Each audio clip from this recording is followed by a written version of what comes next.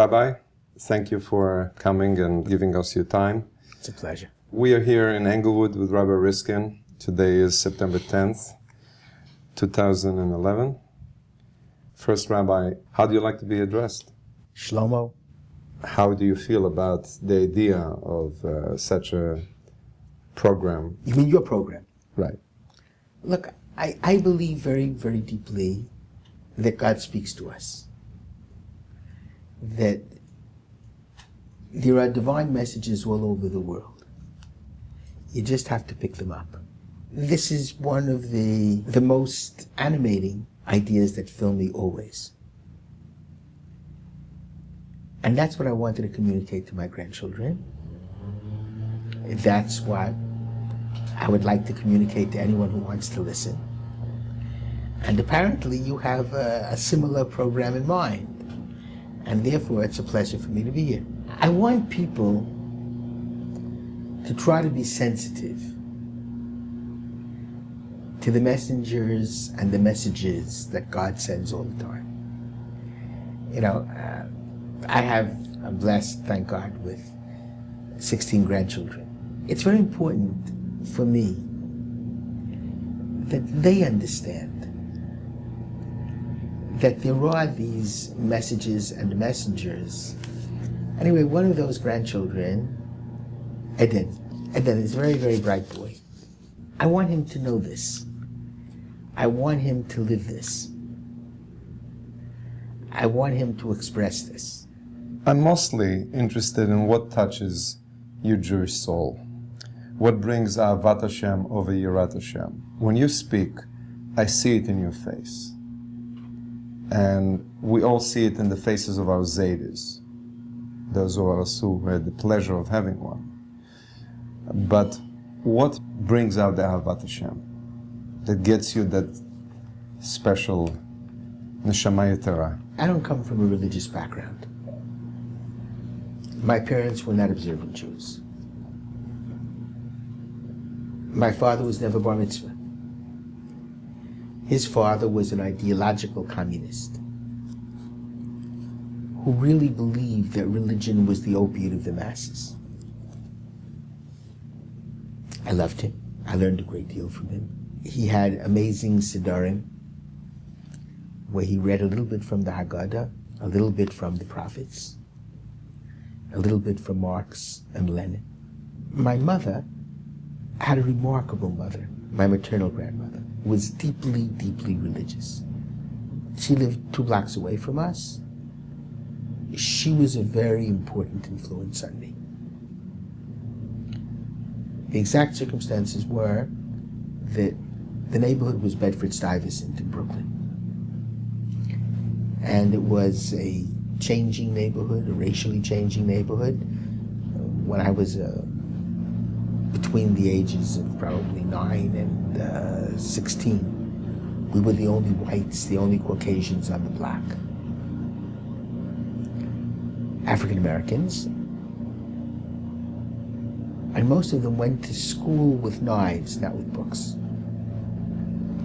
So my parents wouldn't send me to the public school, and they had no choice. They had to send me to the day school. It was a small day school, the Yeshiva of Brooklyn. So you're Jewish by accident? Yeah.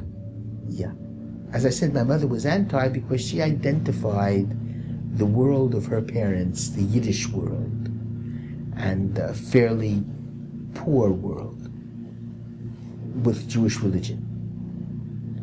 And she was anxious to escape from that, and she was especially anxious for me to escape from that. But there was a better education in the day school. My grandmother saw her chance. I was the only grandchild who had any kind of religious training at all. And my grandmother told my mother that she will supply all the meat for our house, for our family, if my mother kept a kosher kitchen. My mother agreed to do that. And then my grandfather got very sick. I must have been 10. I think I was 8 when he got sick, and then 10 when he died. And I began spending every Friday evening with my grandmother. And you know, religion is taught, but it's really caught. And just watching my grandmother daven, watching my grandmother ben shlicht, I would arrive fairly early. She was just finishing the preparations for Shabbos. And I once thought of writing a book about her. God was her psychiatrist. Before she ben shlicht, she would talk to God like one talks to a friend. And she would mention in Yiddish every family member and thank him for this and ask him for that, and 15, 20 minutes. Then we daven together, Kabbalah Shabbos and Ma'ariv. Without your parents? Right, me and my grandmother. Then you went home? Then I went home, but wait, there's more. Before my bar mitzvah, she would make Kiddush. After my bar mitzvah, I would make Kiddush. This was from age 8 to 16. Probably from age 8 closer to 20, age 20. And then she would learn with me a portion of the week, a portion of the week with Yiddishkeit, and Mesechet Brachot. Her father had been a dayan in Europe, small shtetl, Lubin, right near another small place, but larger than Lubin, called Vatslavik. And her father was the dayan. And he had 4 daughters before he had any sons. She was the eldest, so he taught her. First Chumash, Rashi, and Ramban. And then she asked for Mishnah. He taught her Mishnah. And then she asked for Gemara. When she left Europe, she got married. My grandfather wanted to live in America in 1922. She left for America. She begged her father to take a picture, because she knew she would never see him again. He was a Gerach Hasid. He wouldn't take a picture, graven image. But he gave her a shas. And he said, in the new world, you'll learn Gemara, and you'll think of me. We finished Mesechet Brachot. She gave me the shas. Now, I learned to love Shabbos. I didn't have Shabbos in my house. I learned to love Shabbos. I learned to love Yiddishkeit. I learned to love Torah, because that's what she loved, and that's why she did it, and that's what she exuded, and that's what I learned. But I want to say one more thing. I was living a kind of double life. I was going to yeshiva, and I was a very, very good student, and the Rabbi more liked me very much. And when the principal used to come and call for me and take me to shul every Shabbos morning, and then to his home in Williamsburg for lunch, and one of the children would take me home, so I had Friday night with my grandmother, and Shabbos afternoon with Rav Menachem Anis Mandel, the principal of the yeshiva. But I also, in my house, I wasn't that religious. And my mother poo-pooed it all. Anyway, one of the African Americans, and I yearned for their friendship, came to call for me one Shabbos morning. And he said, let's go skating. And I knew it was wrong. Maybe I was 11. But I wanted to be one of the boys. And I had a pair of skates. We went skating. As we were coming home, Tompkins Park was the place where we went skating. I saw my grandmother coming home from shul with her friends. And I went to her, and I was sort of aware, but not so aware. And I said to her, I couldn't Shabbos, Baba. And she looked at me, and she said, I could Shabbos, my kid. But I could see tears in her eyes. I saw that she was disappointed. I don't believe that God ever gets angry at any of us. Hashem Hashem Karachum B'chan, that's how he defines himself. The only thing I'm afraid of is that I shouldn't get to the Olam HaEmes and he'll look at me disappointed. Busha is a wonderful thing. Embarrassment is a great tool, isn't it? But it sounds to me that maybe it was your double, having the foot on both sides, that maybe had helped you understand and communicate your message better. You know, what you're saying is very prescient. I had, during this period of my life, Shabbos friends. I developed a relationship with the African Americans. I was like the good luck charm. I was very bad in athletics. But they would always put me on the team. They used to fight over me because they thought I was bookish and they knew I wore a Jew beanie and I went to shul. So I was like a good luck charm to be on their side. And we had a good relationship. And I had a Shabbos friend, actually a few Shabbos friends. Saul Berman, who was a very, very fine rabbi, and we're very good friends to this day. And Joseph Aufrichtig, we're still very good friends to this day as well. He's not a rabbi, didn't become a rabbi, but we learned together. We were roommates at Yeshiva University for 4 years of college. We were very good friends through the high school years. And I would spend every Shabbos afternoon during this period, I would guess also from age 10, 11 until 14, 15, in Saul Berman's home. Saul Berman's father was a rabbi in that Bedford-Stuyvesant area. He had a shul. He was a Yerub Shurav. And I would always, I would have lunch with my mother on Shabbos. My father and my grandfather, Zechron Levracha, would go to the Schwitz, the Turkish bath. On Myrtle Avenue in the area, there was a Turkish bath. Mikveh. Yeah, but a Turkish bath. Ideological communists almost filled the place. And I would meet them Saturday night. And I bonded strongly with my father and grandfather in the Schwitz. I spent Shabbos lunch, just my mother and I were in the house. I had two sisters. I'm not even sure where they were. I don't remember them being at the lunch, actually. And my mother and I bonded over those lunches. My mother smoked 3 cigarettes a day after each meal. And Shabbos lunch, Friday night, was with my grandmother, with Rav Mendel until his wife died. So this must have been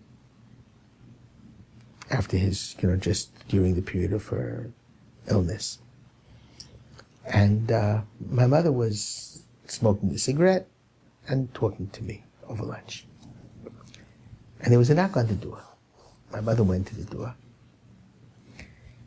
And it was Saul Berman calling for me for the first time, because I was probably a little bit late.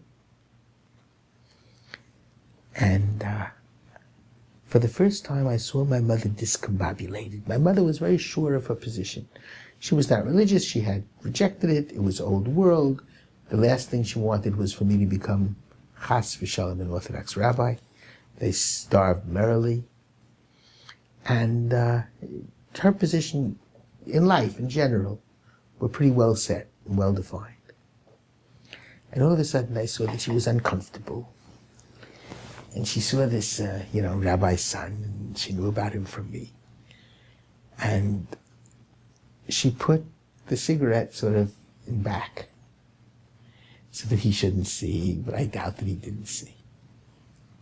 Anyway, I went to the door and I explained to him right away. I realized what was happening.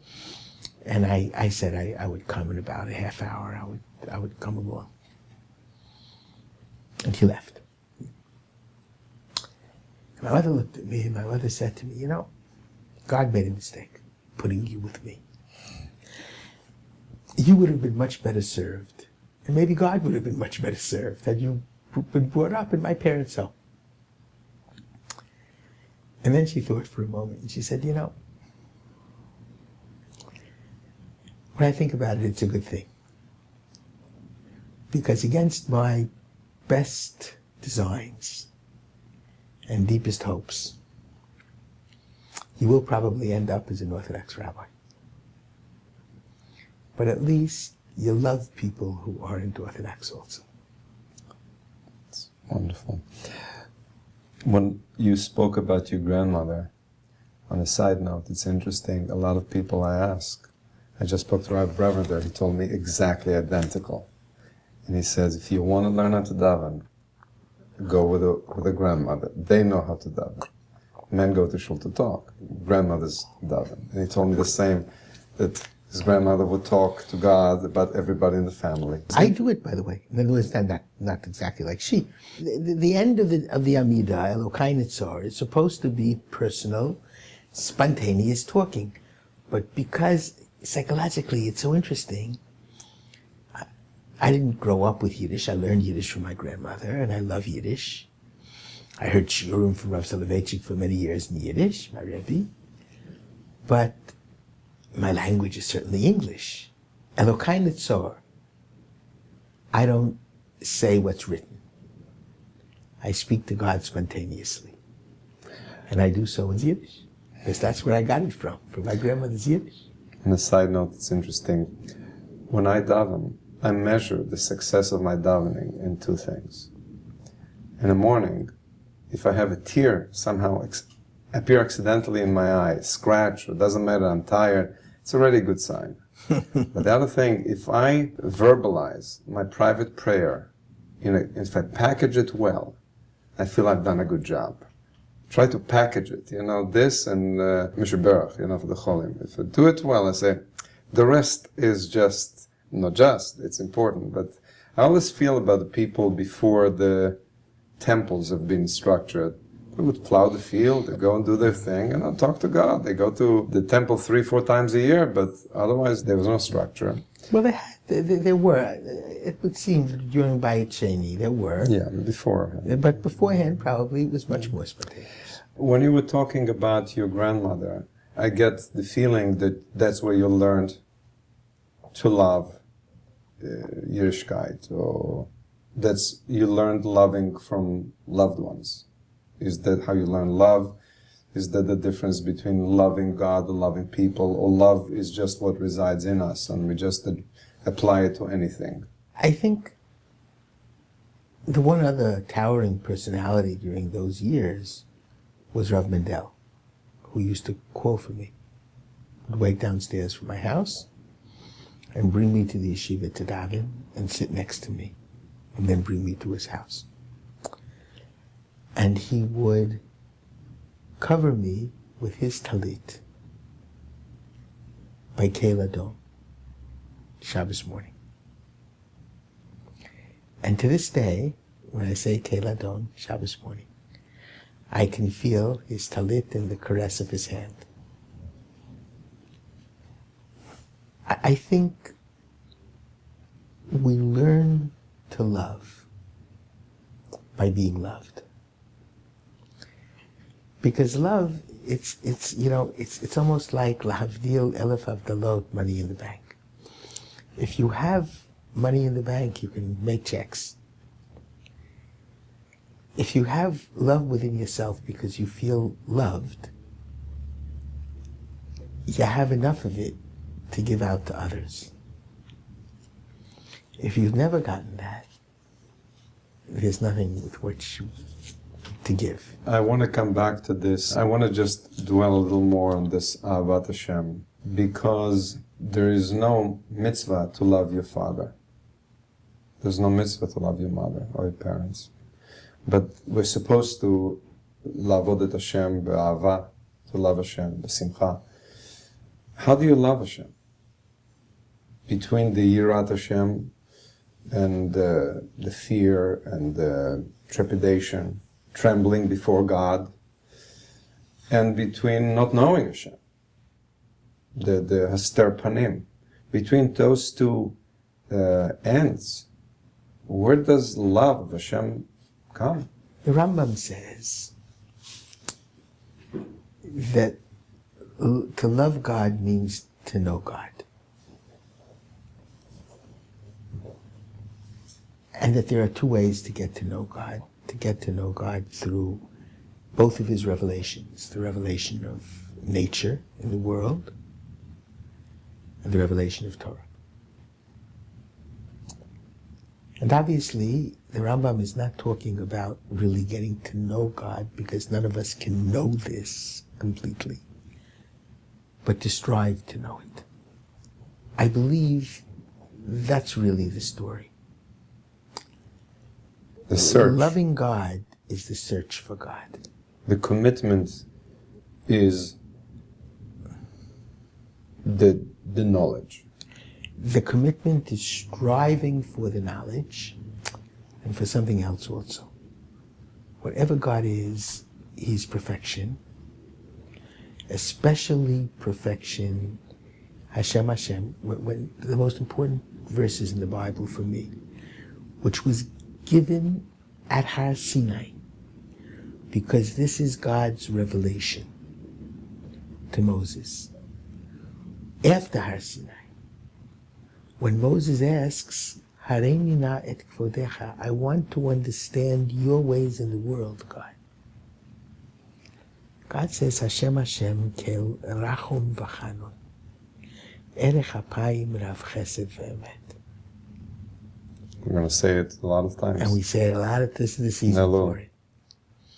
But the God definition that God gives at Sinai to Moshe Rabbeinu is that he is a God of love. Yud Kei Vav Kei means love. Rachum means love, the love that a mother has for the child in her womb. And there's an excellent, amazing pasuk in Eov, Perek Lamed Aleph, where Eov, the pasuk says, if I mistreat my servant, my Gentile servant, and I don't really listen to his complaints against me, and I don't really help him to feel the way he should feel as an important human being, I won't be able to stand up to God. Because me she asani asahu, the same God who made me made him, and we both come from his womb. So that loving God and loving one's mother who gave one's life are both very, very deeply and profoundly interrelated. It's interesting, I was talking to a rabbi who said about this, B'Tzalmo. He said, God was not humble. God invented humility. And there's this joke that I like to tell, the elephant and the mouse are running on the beach, and the mouse tells the elephant, are we making a lot of dust here? Right? But imagine the other way around. The elephant and the mouse are running on the beach, and the elephant telling the mouse, are we making a lot of dust here? That's humility. So I like it that the source of Eov's interpretation is that God made both of us. If God made me and was humble to apply to me as his likeness, then of course we should all be humble for others. But you were talking about loving God as the pursuit and the commitment to search. And it really is reminding me, we said that Ben Adam Lechavero, Ben Adam Makom. We said that we cannot be proper serving God, Ben Adam Makom, if we're not proper Ben Adam Lechavero. I was wondering if you think that loving God prepares us for loving people. I think it's even deeper than that. I think the pasuk is also very important. V'ahavta l'reacha kamocha ani Hashem. Who's the reacha? V'ahavta l'reacha kamocha. In that verse, you should love your neighbor like yourself. Who's the neighbor? So there are a whole group of rabbis who claim, in the Talmud too, reacha b'mitzvot. The one I have to love like myself is the Orthodox Jew who's like me. I don't think they understand. The other end of the spectrum is the Ibn Ezra. And the Ibn Ezra says, V'ahavta l'reacha kamocha ani Hashem. He fundamentally asks the question, what is God doing in that pasuk that talks about interpersonal relations? Where does God fit in?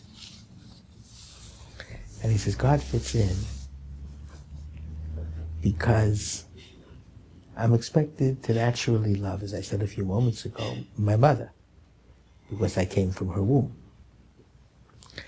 And she is me, and I am her.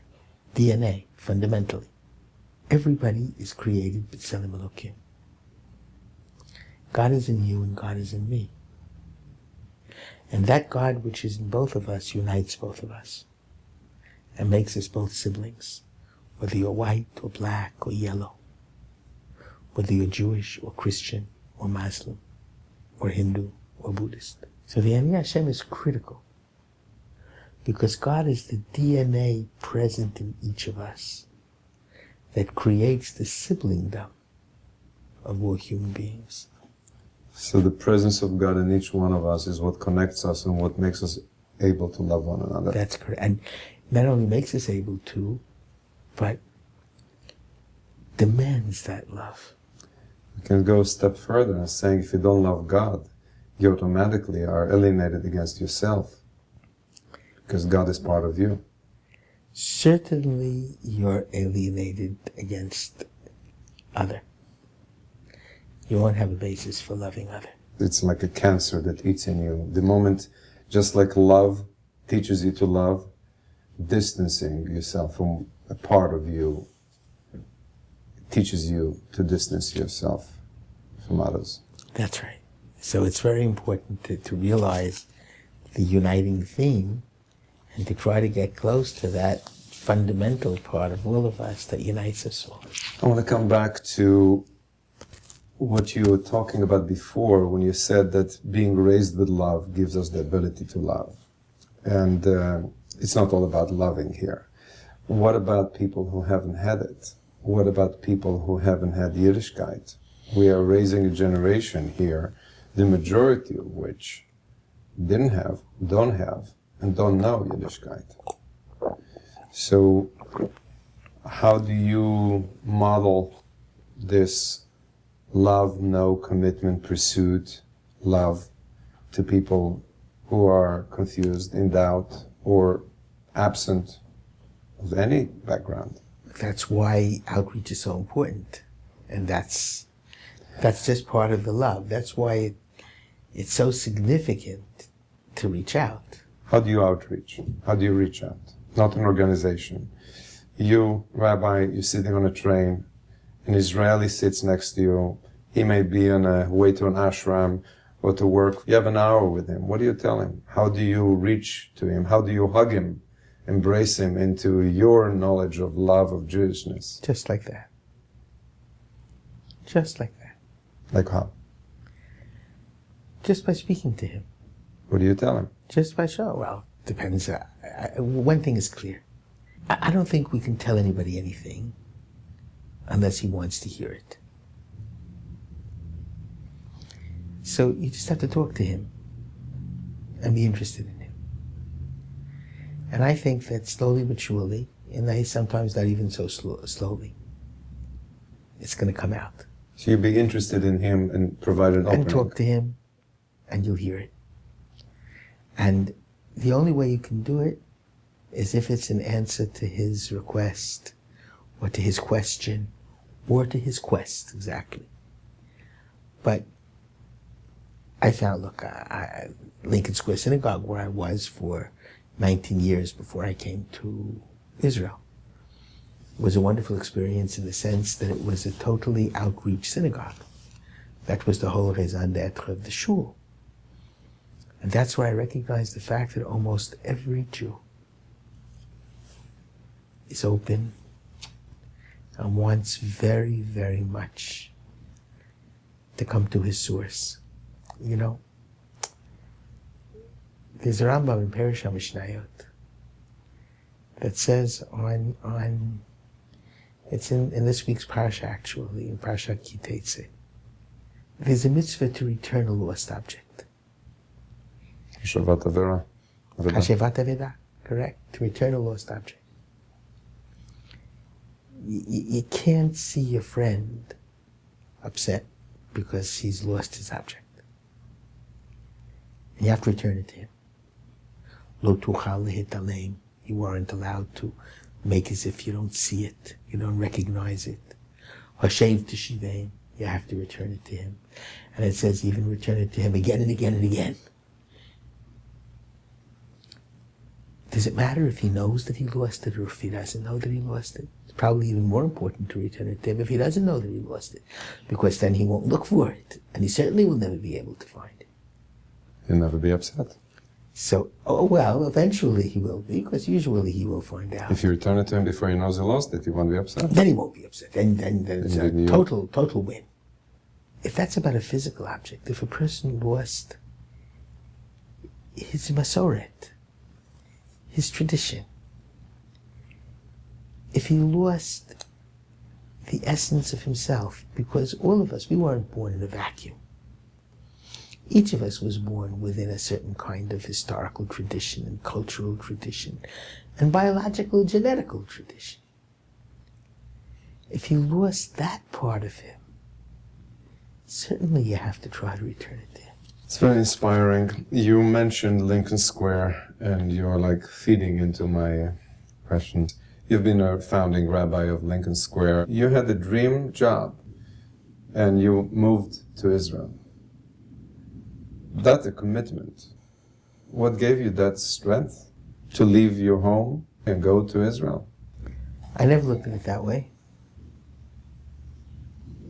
And of course, practically speaking, when you think back, very often when people introduce me, when I'm speaking, they always say what you just said, that I gave up so much. If you look to see what the Frat has become, where in America could I ever have had the opportunity of creating a city, V'siyata D'Shmaya Rabbah? And now I was the rabbi of one shul. In a Frat, I'm the rabbi of 34 synagogues. And they're still multiplying. And Baruch Hashem, I have a rabbinical seminary. I put out rabbis. But when you left with, 11 families to Efrat? You didn't know you're going to have 34 shuls? I left alone. There was nobody came with me. But Baruch Hashem, over the years, we have 60 families from Efrat. You didn't know you're going to have 34 shuls? You didn't know you're going to have 10,000 people? If I were going to be very honest, with myself too, I would say that I left when I felt that Lincoln Square Synagogue was ceasing to be an outreach shul and became a shul for Orthodox Balabatim. In the beginning, when people would come to my lectures, I felt they came because they really wanted to learn Torah, which was new to them, and their lives were changed. More and more I began to feel that I became the popular in place to be. It's very, very interesting.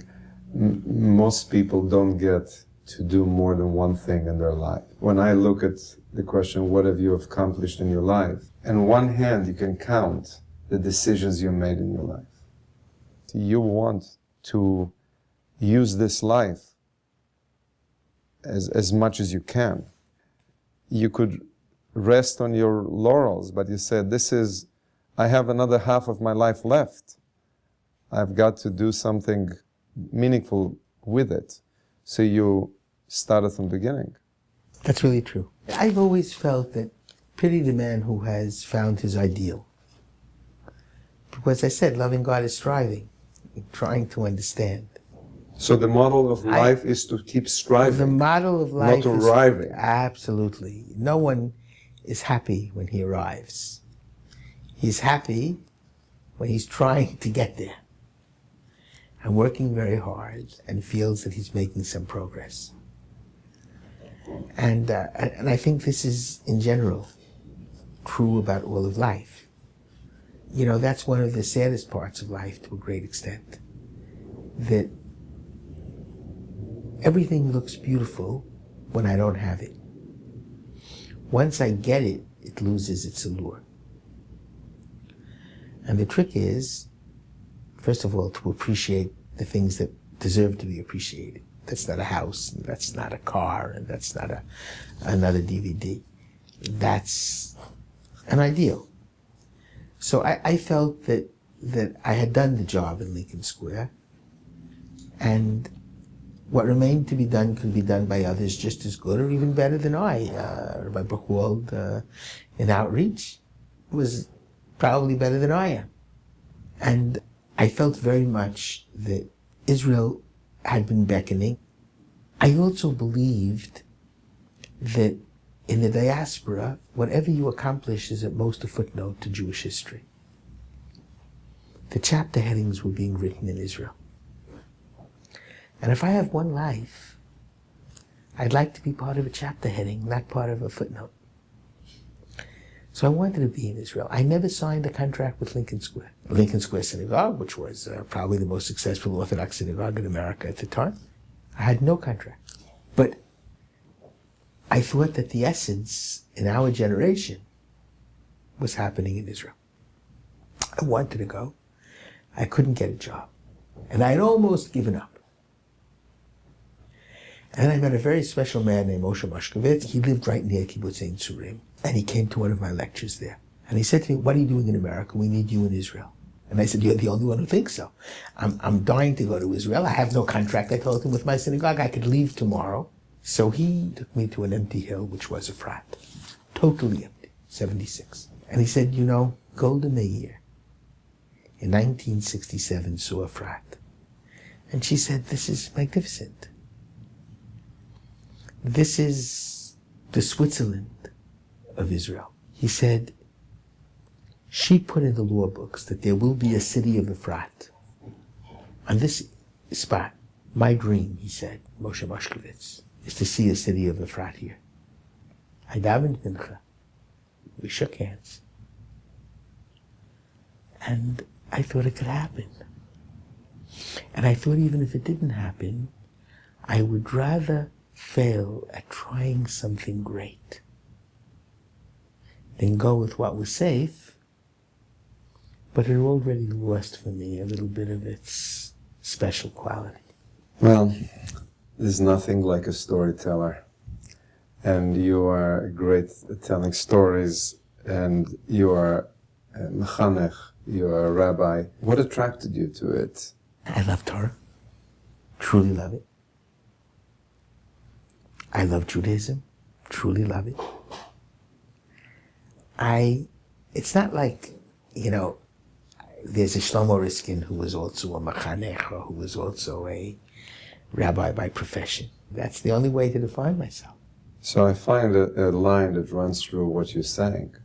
If you want to be a mayor of a city or build a city, if you love Torah, you teach Torah. Correct.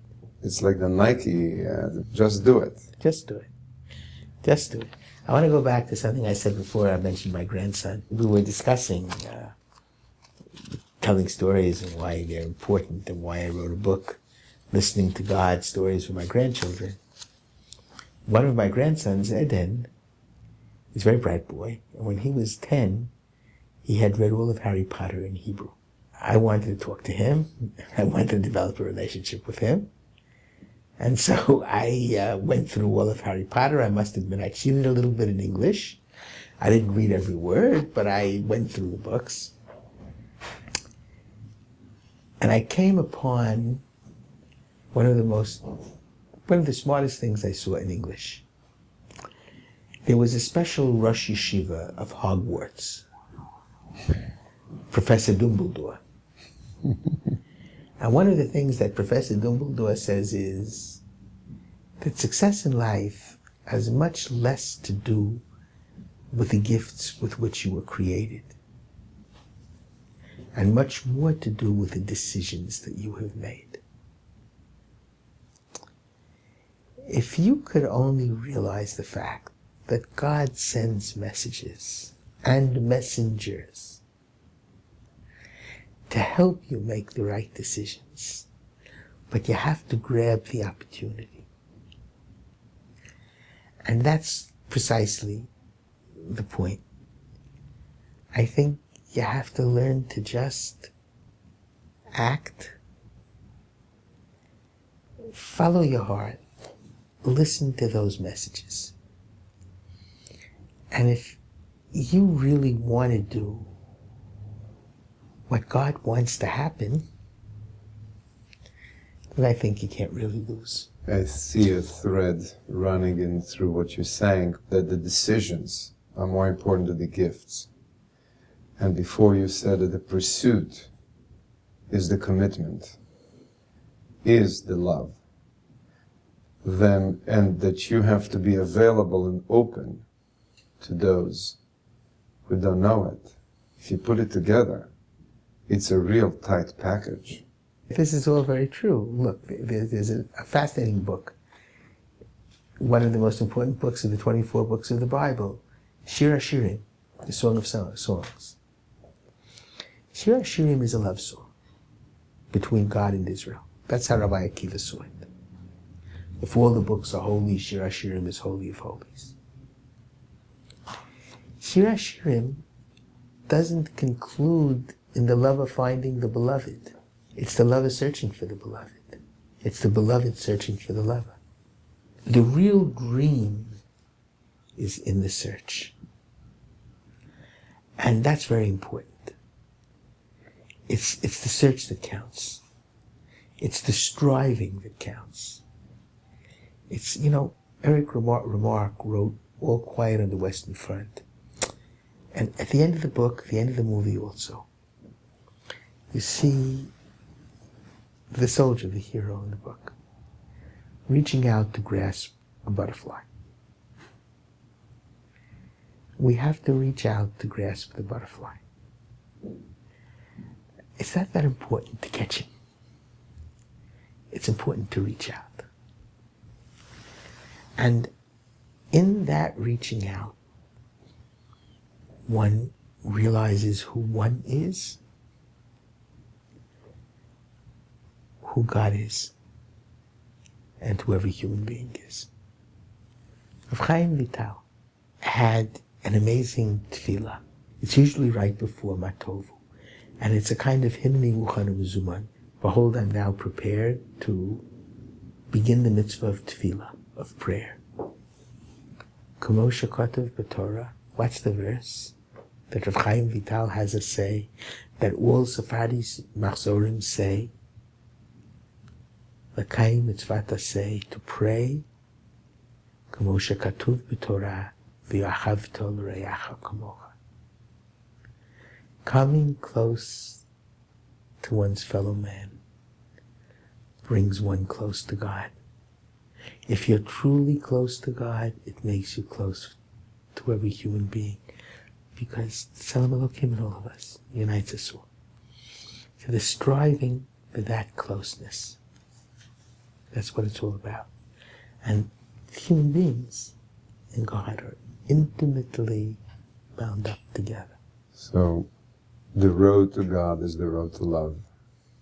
And that's where we all should be walking on.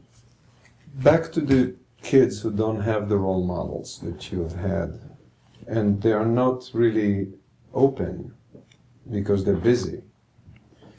But if you have a chance to tell them something, what do you tell them? It's not telling him. That doesn't help. It's what King David said. Ta'amu uru'u ki tov Hashem. Taste and see that God is good. I'm not only a mechanech, I'm a mechanech of Rabbeim now, and mechanechim. We have some 350 communities now all over the world of teachers that we've produced and sent. Baruch Hashem. And what I urge upon my teachers, educators, rabbis, a rabbi often falls into this trap. He thinks if he said it in a sermon, he did something. He didn't do anything at all. I think gesagt, but it doesn't really matter. My early ministry in Lincoln Square, which was extremely satisfying and a very wonderful period in my life. What I try to do is get them to my Shabbos table, to my Yom Tov table. What I try to impress upon all of my teachers, expose them to Shabbos and to Yom Tov. It's not what you tell them. It's what they experience through you, what you enable them to experience. Those things are transformative.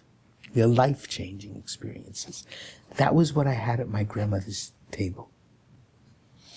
I felt not only could I touch Shabbos, I could touch sanctity and I could touch God. It's much less telling than experiencing. And that's the trick. Expose them Shabbos. Shabbos is the greatest idea and ideal that anyone can imagine. It touches on every aspect. It touches on our world outlook, on our universalism, on God, the creator of the world and every human being. It touches on sanctity, which is beyond the physical. It touches on family togetherness, communal relationship, everything that's worthwhile in life. Once they begin to Shabbos as a verb, not as a noun, once they begin to Shabbos and experience Shabbos, then I think you'll be able to transform lives. If you tell them they don't know what you're talking about, they've got to experience it. On the other side, one of the things that make people have a problem with things is that they see the pain and suffering around, and they say, if God is El Rachum V'Chanun, if God is a loving God, how can this be? And I'm asking you to help us a little bit with... This is a big topic, as you know. But I spent a good deal of my life wrestling with it. It's precisely because God is a loving God that Auschwitz could be.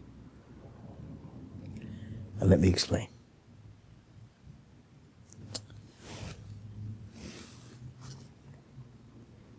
God did not create a perfect, complete world. It's a verse in Yeshayahu, chapter 45, verse 7. Yotzer or v'orei choshech, oseh shalom v'orei ra. The creator of light and the maker of darkness. The creator of peace and the maker of evil. Ani Hashem oseh kol eleh. I, God, made all of this. What do you mean God made all of this? God made evil? God made an imperfect world. And the answer is yes. And I go back to Rav Chaim Vital, whom I spoke about before, the prayer when you walk into a synagogue. Rav Chaim Vital understands very well that the definition of God is love. Hashem Hashem kel rachum v'chanun. One who loves requires an object to love. You can't love in a vacuum. That object has to be different than you are. Otherwise you're just loving yourself, an extension of yourself. So because God is love, God had to make other. The Kabbalists, especially Rav Chaim Vital, explained it with the concept of tzimtzum. God contracted himself to leave room for other. Because only if there was an other would there be one for him to love. But understand very well, other means other. Good and bad. Other means someone whom I do not control. Other means someone who is able to choose to do what I don't want him to do. Now think about all relationships that we have. Husbands and wives, parents and children. Most people don't understand that loving means leaving room for other. Most people think if you love me, you'll do what I say you should do. The opposite. If you love me, you'll allow me to be different from you. And maybe even to make mistakes. Because I'm different. I'm other. So everyone has to learn, husbands and wives, parents and children, that to love means not to control. To love means to leave room for other. That's the secret that God has shown us in creating a world with other. Now the result of that can lead to Auschwitz. That's the grave tragedy. And there's even a Gemara in Shavuot Daf Tet and in Chulin Daf Samach, in which God brings a sin offering, Chatat Lashem, because he made such a world. It has a tremendous downside. But this way, we're his partners. Because he loves us, he promises us 3 things. Number 1, he'll never destroy us. B'chukotai. Vayikra b'chukotai. He'll never destroy us. Number 2, he'll bring us back to Israel. Va'aretz iskor.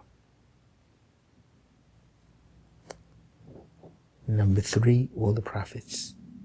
Ultimately, we will bring the world around and there will be redemption. There's a positive end game. But until that time, he'll step in to see that we're not destroyed. He'll step in to see that we return to Israel. He'll step in to see that ultimately there will be redemption. But until that time, we're his partners, not his puppets.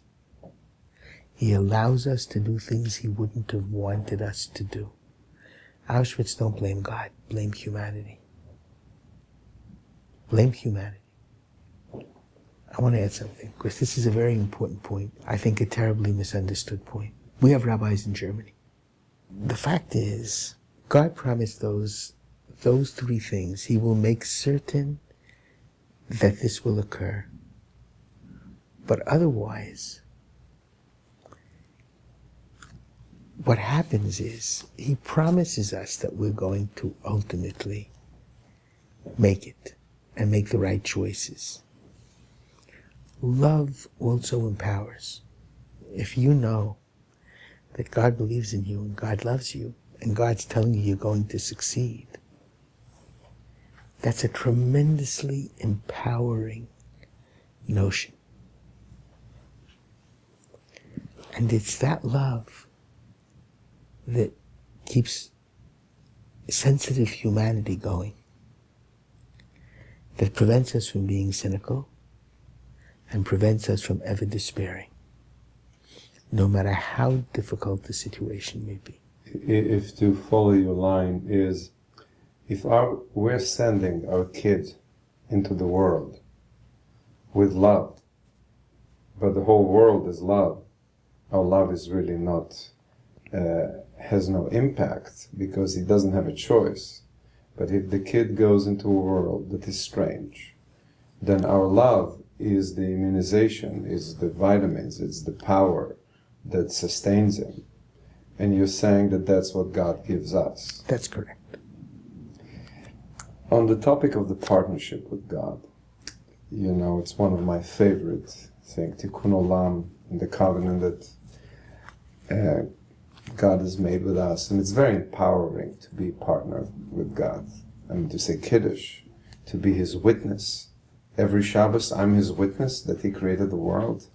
God empowers us to be His partners. But you tell a person who's struggling with making a living, with his family, with Parnasa, and with everything else, that he's now responsible to the world. It's a little big, too big of a job for most people who have to look for parking, let alone fix the world. You're absolutely right. And if you pay attention through Jewish history, we understood it very, very well. I'll give you one example. I could give many, many, many examples of this. The most telling is perhaps the Pesach Haggadah. V'dorshim me'arami oved avi until the end of the parsha. That's what we do. We explicate a portion in Deuteronomy. Kitavo. We read it last week, when the Jew brings his first fruits. But it's interesting, we don't read Arami Oved Avi until the end. We stop reading and explicating. We leave out the last psukim that say, now God, you brought us to Israel. Second thing, the Pesach Seder has 4 cups of wine, paralleling the 4 expressions of redemption. But if you look in the Bible in Va'era, Shemot Vav, there are 5 expressions of redemption, not 4. What about the 5th?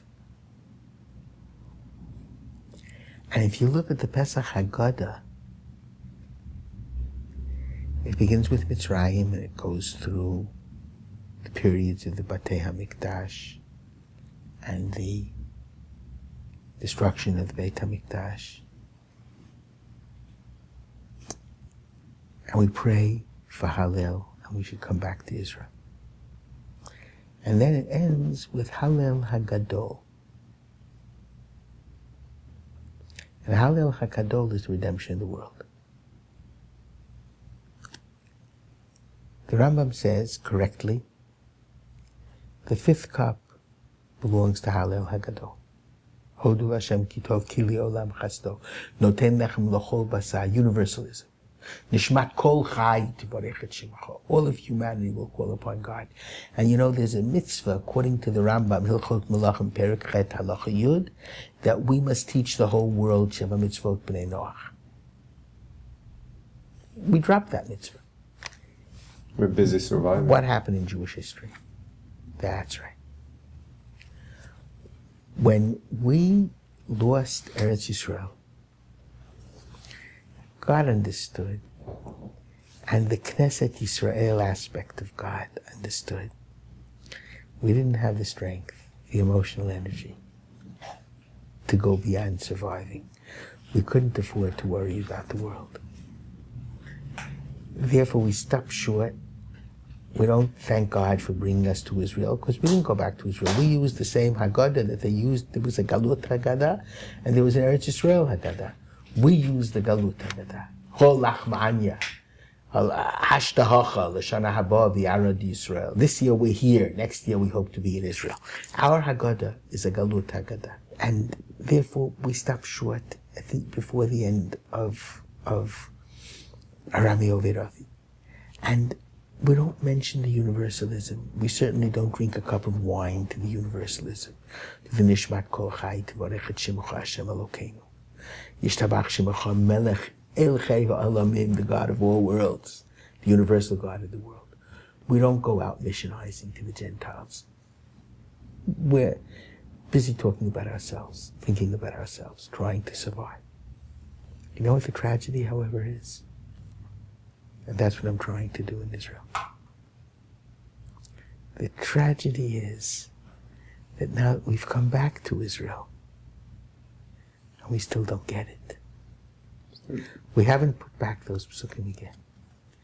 We haven't begun to drink the fifth cup over Nishmat Kol Chai. We don't understand that now that we have our own land and our own state, we're a world religion. We have to speak to the world, and we have to try to redeem the world. We're still stuck into the Galut mentality. So we have the refugee complex. Yeah, we don't see the end game anymore. And that's crucial, and that's what I see my ministry in Israel as being all about. A couple more issues about crossing the line to see the Shabbos is more than just a nice, eclectic, interesting thing. I heard a lot of talk and read a lot of books about proofs about God. But the most interesting expression I've heard is about the inner empiric. There's the outer empiric. You can talk about God creating universe and different butterflies and elephants, but that is the outer empiric. The inner empiric is how we live our life. We're committed. The inner empiric is what we say to ourselves. I think that there's so much that breaks our ability to be open to the inner empiric, to be opening our eyes to seeing the butterflies, let alone reach out to them. The first thing you have to do, I think that's getting back to what I said a short while ago, is Tamu Ru'u Ki Tov Hashem. A person can't fall in love with a woman unless he comes to know that woman. There has to be the beginning of a relationship. I cannot explain where it comes from, but I've always had a very deep intuition of divine presence. My moments with God are less in synagogue and more even when I'm walking the street. And I talk to him like a friend in heaven, capital F. I'm sure that harks back to my grandmother and her prayer. But now, if anyone says to me there's no God, it's absurd. Because I live with him. You just spoke to him. I just spoke to him. And how does a person who gets inspired, who wants to cross that line and he does not know that he has faith, that he has the ability for faith? Let me put it in an example. Somebody likes to pitch baseball, but unless he hits 96 miles per hour, he doesn't go for tryouts. Now, if somebody likes faith, he doesn't know if he has it. That's why I said Shabbos was a verb and not a noun. You have to do it. How do I know if I can love? You have to love. Loving means giving. Loving means experiencing other. You have to do it. And that's why I think the way to start, don't talk about faith. Don't talk about faith.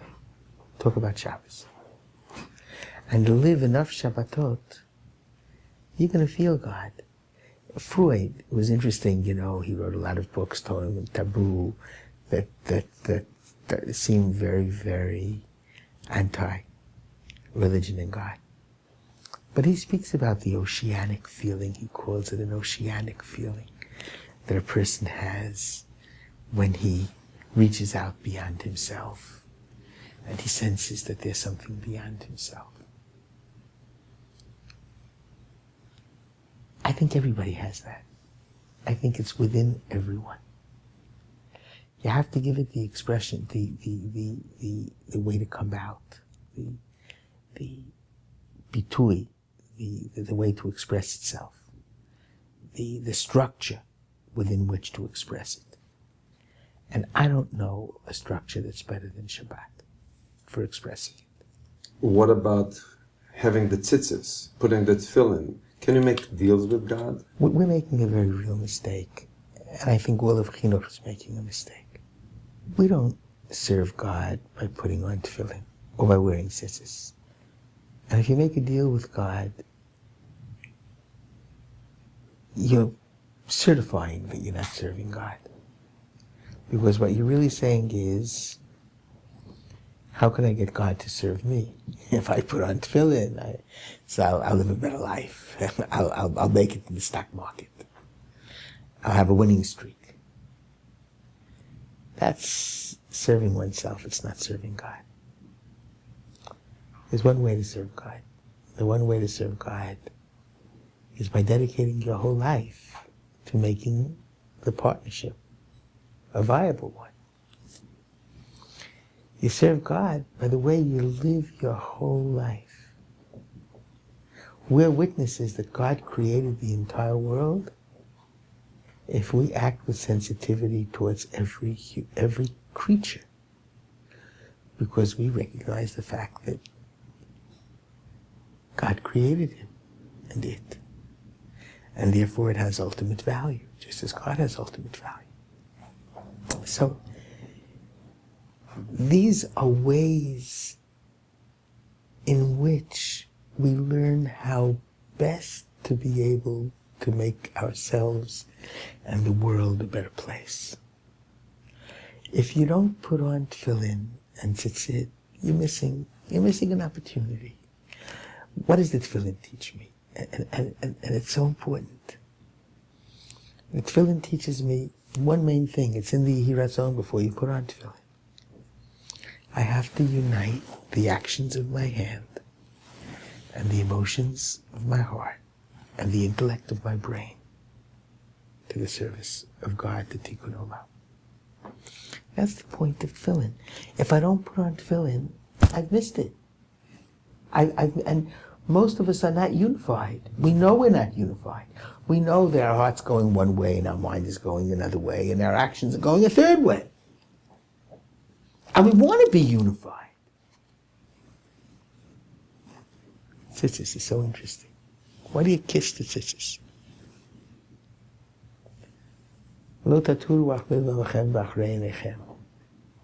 We usually want to kiss forbidden fruit. Ma'im genuvim yimtaku. So the tzitzis says, no, learn to kiss and to love the mitzvot. Make this the object of your love and not the forbidden fruit. And you'll be a better person. Tzitzis teaches you that you're malchut because kingship wore royal blue. Tzitzis teaches you that every human being, every Jew certainly has to be a Kohen teacher to the world. It gives you tremendous strength and empowerment. Love the tzitzis rather than achrei levavachem v'achrei einechem, the forbidden fruit. So these are all opportunities. You shouldn't feel guilty for missing an opportunity, but you should feel sorry for missing an opportunity. At the end, there's only one thing that I ask all the Rabbi in my video. Is Zmira. There are two Zmirot, one for Yom Tov, Sukkot, and one for Shabbat. That's most meaningful to me. I'll start with Shabbos. Shemru shabtotai lemantinku usevatem miziv birchotai ela menucha kivatem ulevu alai bonai veyidnu madonai Shabbat hayom hayom ladonai Shabbat hayom lashem ulevu alai bonai ve'idnu madanai ay ay ay ay Shabbat hayom hayom ladonai Shabbat hayom lashem. I apologize for my voice. I wasn't blessed with a voice. But I'll tell you why I love so much this Zemer, and I sing it every Shabbos afternoon at my table. The usual interpretation is Uluvu alai banai. God says to us, borrow against me, my children. You don't have money for Shabbos. You don't have money for chinuch. I'll be a mashkan. I'll Guarantee. it. Borrow against me. I'll pay you back. And in my public life, God has been very, very good to me, and I'm very grateful. I've built many institutions. They're very expensive and hard to run. And I've always borrowed against God. I take this very seriously. And I say to God in the middle of the night when I can't sleep because I don't know where the salaries of the teachers are going to come from. I always say, listen, God, you're my senior partner. I'm only the junior partner. So this means a great deal. And has a second meaning that means even more. Ulavu alai banai, join together with me, my children. Because levot means to borrow, and it also means to be joined to. Join with me, my children. There's no adventure as beautiful and as meaningful as Yiddishkeit. And whatever you do in the world, what you're left with at the end of the day is your children and your grandchildren. Ulavu alai banai. Join together with me. There's no life as meaningful as the life of Torah and Mitzvot. And God has answered the prayer, and I'm very fortunate and very, very, very grateful. And therefore this mirror is so very important. I'm touched by everything you shared with us. And I hope that it goes the distance. Because if this doesn't, then we have very little hope. Thank you very much. Thank you. It was good. I found it very enjoyable. You sounded like you did. And I feel blessed that you did.